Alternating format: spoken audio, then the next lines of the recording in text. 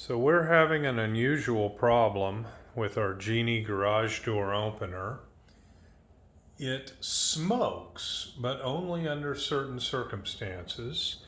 My wife is going to hit the button that's wired, and up comes the door.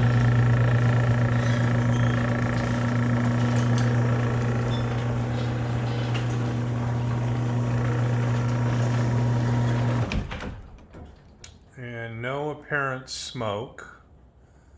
And go ahead and hit the button again, drop it down.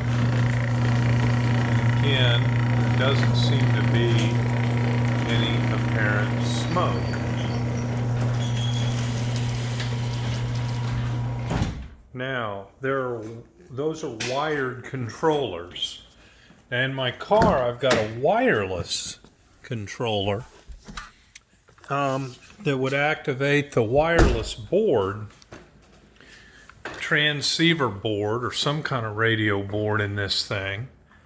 And our observation was that if you hit a wireless controller and do the same thing, that smoke begins to rise from the unit.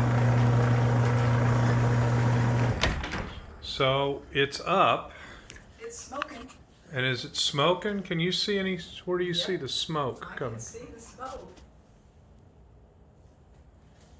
I'm having a hard time seeing it. Is it? Can you see I it? don't see it. I did it first. Okay, go ahead and I'm going to drop it down and see if that gets it smoke.